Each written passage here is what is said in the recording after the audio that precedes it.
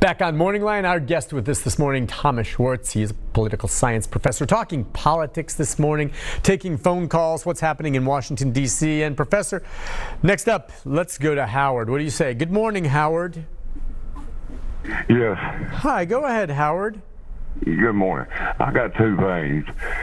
They're going to impeach him, I believe. I don't know if they will or not. But all they're doing, they got people in food banks. They just wasted money. That's all they're doing. They tore down American history, didn't do nothing about it.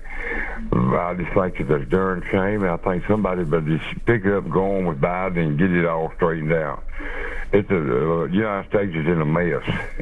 Listen, I think a lot of people would agree with Howard, and maybe even Biden was addressing this, Professor, is that, yeah, we can spend a little bit of time. You think it's going to be quick on this impeachment, but there are so many more pressing issues, and maybe this is a good segue into Biden and what he's done just within the first few days with executive orders. But a lot of people, including in Congress, right, Professor, are saying, look, let's just put Donald Trump behind us right now, and let's just get going with what we need to do, and there's a lot of it. I think that obviously that is a concern. There's so many problems being faced in the country. On the other hand, that is also somewhat political in the sense of wanting to get past Donald Trump would benefit Republicans in the sense of wanting not to dwell on his misbehavior toward the end of his administration. So I understand that impulse, and I certainly sympathize with the sense that Congress needs to get on these other issues. Whether they can do both things at the same time, which Biden, of course, has been suggesting, well, can they? And certainly indicating his own priorities is that they pass his agenda and move ahead with his priorities. I think that's a real question, and so there is a risk for the Democrats in emphasizing the impeachment trial. It's interesting with regard to, President Biden and the way this whole inauguration went, unlike any in history because of COVID-19. And literally, the day of the inauguration, quite often, there's all those balls and parties and gatherings and everything. And I know there was a lot that went on that night virtually, but beyond it, it was almost, at some point, Joe Biden said, I've done all this before. It's COVID. Let's get to work right now. And he was there signing stuff faster than any president I can remember, and a lot of that's because of COVID, and yet, hey, let's just do this. We can't do these other things. But, I mean, is he in a so-called honeymoon period right now? Because it just seems like he has hit the ground flat out running. Like he knew exactly what he wants to do right off the bat. Yes, I think he is in a honeymoon period. He's getting very favorable media coverage. Many of the issues that he's taking up are reversing Trump policies that were very controversial on things like immigration and other questions. So, yes, he is in a honeymoon period. The problem is that some of the stuff that he wants to do, particularly the COVID-19 relief package, does require working with Congress. And on that, they may have hit the ground running, but there's still a lot of issues there. There's still a lot of questions about whether they can get that through Congress.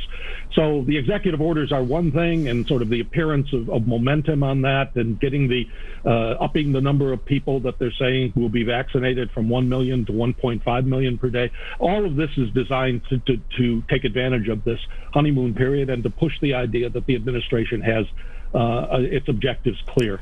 And every president, I think, does have a degree of that, and President Trump did. Now, I think a lot of Republicans will be watching to see if they feel that, Joe Biden is taking the same beating as most presidents do, as Donald Trump did, or other presidents. And you can say Donald Trump, because of his style and the way he was, certainly found himself, in, I think, more difficult positions with the media than some other presidents we've seen. Now, fair or not, some would say they beat up on him. Others would say, look, he was asking for it with a lot of what he did. But I mean, it's just a matter of time before Joe Biden also is held accountable on a lot of things by the press. I mean, it just happens to every single president. When people say, well, Donald Trump gets picked on, no one else does, that's crap. Now, you may want to argue that he got picked on more, but every president I can remember in my lifetime at some point becomes adversarial with the media. It just is the way of the world.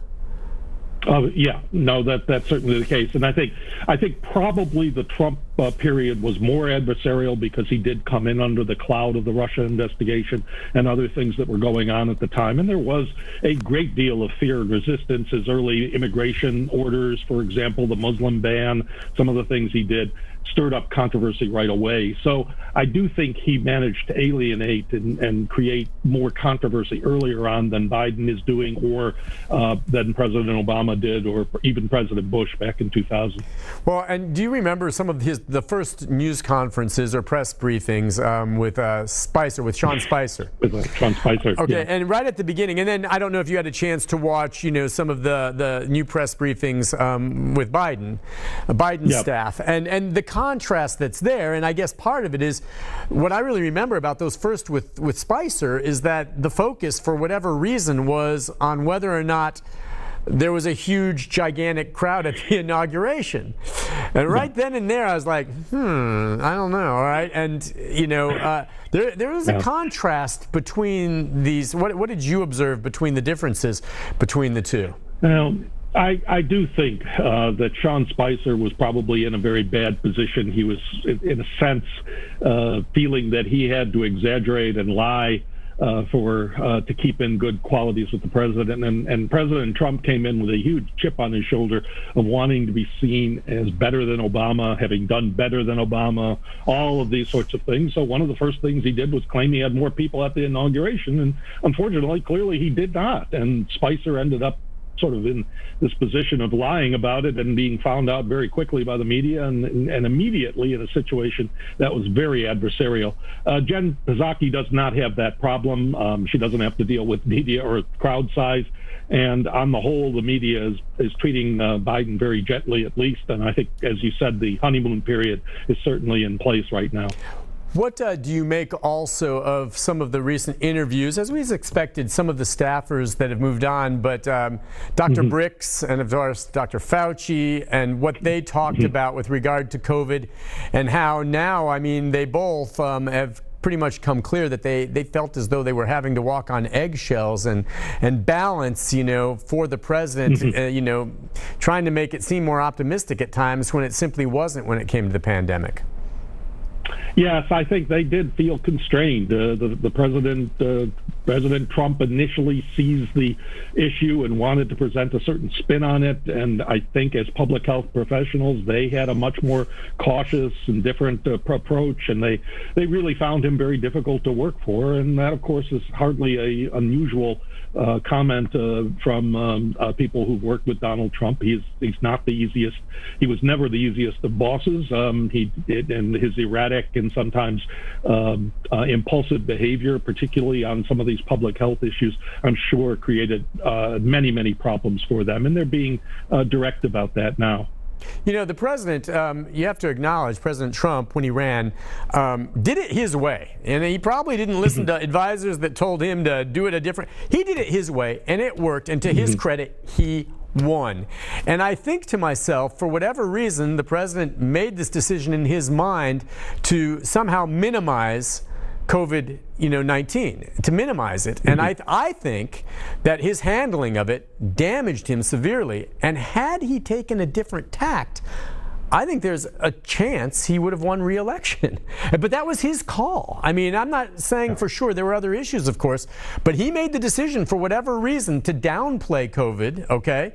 And I think that damaged him. Had he gone the other way and been a little bit more open about the concerns and working more about getting the vaccine not just made but distributed and listened more to the scientific advisors, I think if he had a better view in the minds of American public with COVID, he could have been re-elected. And that was his call. That was his call. That was his call. He could have gone the other way. No one forced his hand there. It was just his decision to say, well, let's just try to soft shoe it and say it's going to go away, which I think backfired horribly for him. And he could have gone the other direction, and he might be president today. I think so, although, in the end, it's a very close election, 3 states, 43,000 votes. So many factors go into play. But I do think his response to COVID will eventually be seen as the greatest failure of his administration, that he did not take it as seriously, and that he might have been able to, by emphasizing or working on the pandemic from public health professionals early on, might have been able to navigate it much more successfully and having won and then winning re-election. Gotcha. Listen, we'll take a break. We'll come back with our final segment with the good professor right after this. Stay with us.